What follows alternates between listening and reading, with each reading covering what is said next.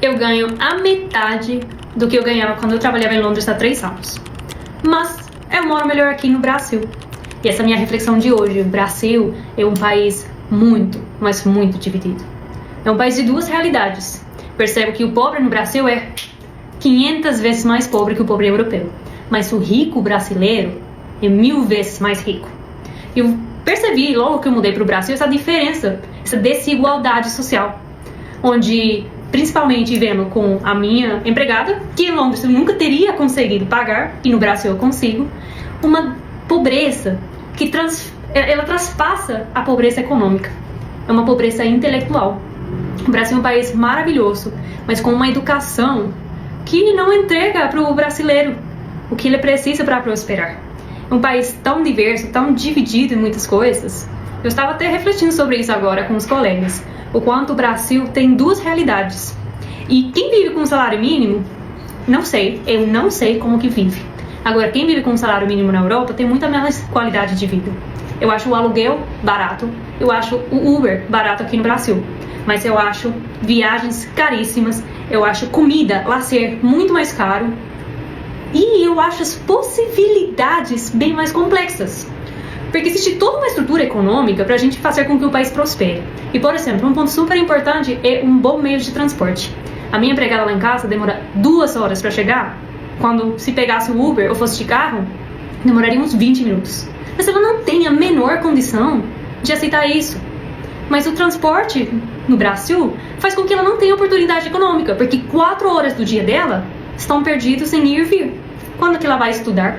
Quando que ela vai pensar em novas fontes de renda? Como que ela vai prosperar? Eu já tive uma pessoa falar: Cris, eu não consigo ir nessa entrevista de trabalho que você marcou comigo porque não tem dinheiro.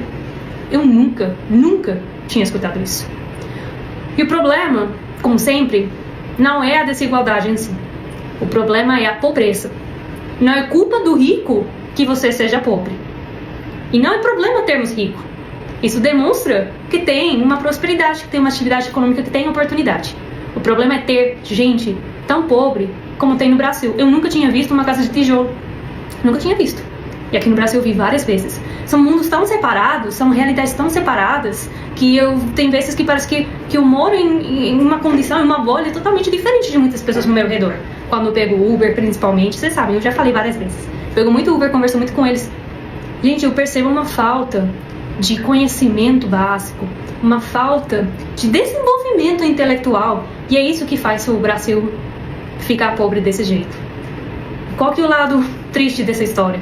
É que você fazer uma mudança na educação vai demorar uns 30 anos para você ver um resultado. Então é um muito longo prazo. Mas o brasileiro muitas vezes pensa no curto prazo. Então morar no Brasil é maravilhoso, mas é maravilhoso para muitas poucas pessoas. Eu nunca vi, eu já morei em 3 países. Nunca vi essa diferença, me chocou tanto quando eu cheguei, de Londres, quando eu cheguei da Espanha.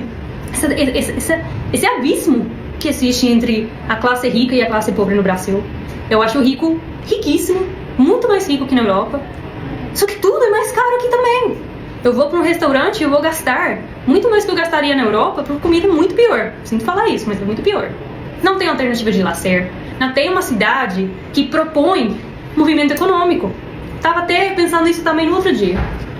Todo empreendimento em Goiânia, que é o que eu vejo.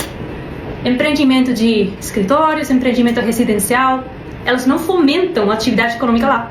Você vai ter um paredão de 3 metros para cima, cada vez que você passar pelo lote que esse prédio ocupa, que cada vez te deixa mais afastado de você chegar caminhando em qualquer lugar. Já na Europa, você tem um empreendimento onde toda a base por baixo é comércio. E se eu estou caminhando para um lugar e eu vejo uma lojinha no caminho, é muito mais provável que eu entre, que eu veja, que eu gaste. E aí, qual que é a outra cara? Quando não é um empreendimento, é o espaço de lançamento de vendas. Tinha umas casinhas lá perto de casa, que tinha uma academia, tinha uma pizzaria. Hoje não tem mais nada. Hoje é o ponto de vendas de uma incorporadora. Mais uma vez, você destruiu um espaço de lazer, de vida na cidade, para vender um empreendimento que não pensa nesse movimento econômico. Então eu viajei um pouco aqui com esse discurso. A reflexão de hoje é um pouquinho mais prolongada. Estou achando muito complicado refletir menos de 3 minutos para vocês. Mas se tem uma coisa que eu queria deixar, é essa sensação de que o Brasil é tão separado, onde o pobre é tão pobre, e o problema é esse, o problema é a pobreza, o problema não é a desigualdade. E o caminho que a gente tem pela frente é um caminho que vai muito na base da educação e de urbanismo. Porque se eu conseguir que a minha empregada demore 30 minutos, ao invés de 2 horas para ir voltar de casa, eu consigo com que ela fique mais tempo com a família, que às vezes cuide dos netos para a filha estudar, mas ela hoje não consegue. Temos caminhos, eu acho que o Brasil tem futuro, mas temos que tomar muita atitude e saber que a gente é muito privilegiado. Eu vivo bem melhor aqui no Brasil, porque eu caí no lado bom dessa divisão.